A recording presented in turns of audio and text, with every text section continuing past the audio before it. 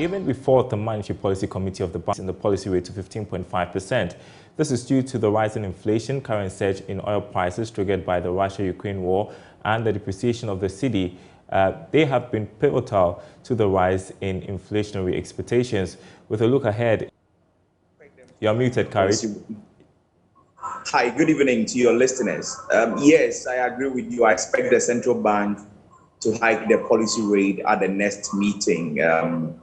In fact, at the January meeting, they put a caveat that whatever the decision they took in November through January, and of course, fuel price pressures and all of that. And then they opened the door for an emergency meeting should it become necessary.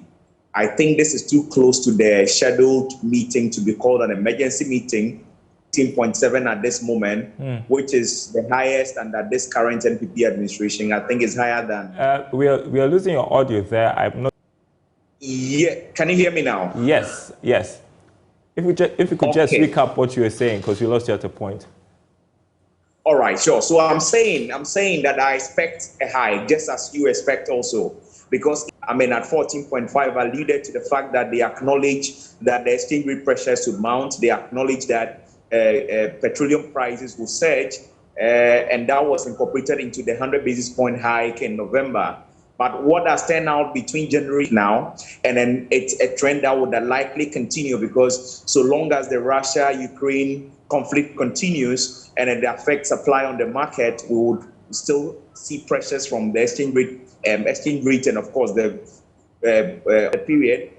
In fact, the main driver of the February 2022 inflation print tells us that we could be up for maybe even further increases in inflation going forward.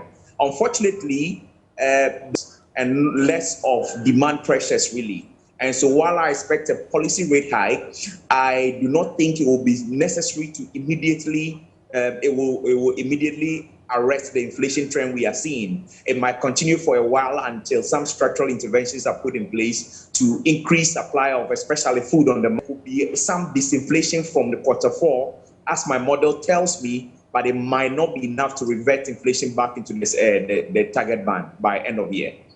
Okay, there are some analysts that are projecting an increase of 100 basis points or 200 basis points. Just how further can it go? Really surprised to the upside, and then the threats are still there.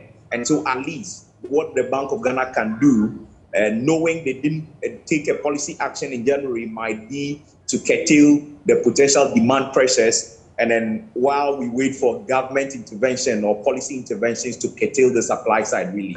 And we know what that would do to the cost of borrowing, access to credit.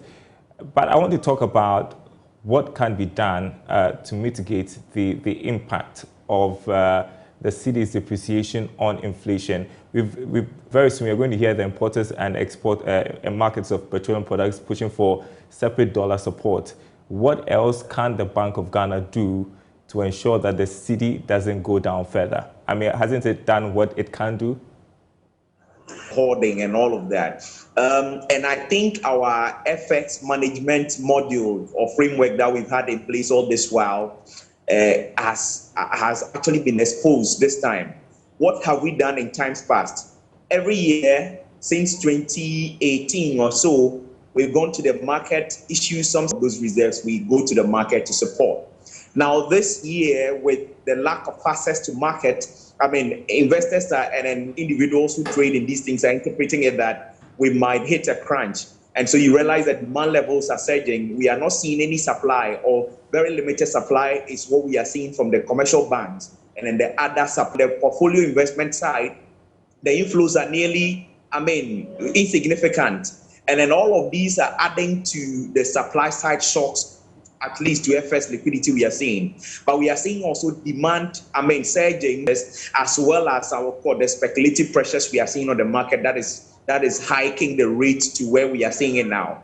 Now, the Bank of Ghana's policy of a forward rate, envisaging any significant inflows immediately, people are actually throwing away those forward guidance and then are demanding activity on the market. You see, the last a target of 75 million that was met. So all of those excess demand will be on the market. And so I think moral suasion is needed at this time, and we need to look at our source. I mean, in periods where interest rates seem to be good, we have actually avoided the high cost of funds on the local market and have depended on external borrowing because they prove cheaper and they help us manage the FS. But in times like this, most of those portfolio investors will be repatriating and then flying to safety. And this is what is exposing the CD at this moment. And so we need to look at those things when things return to normal.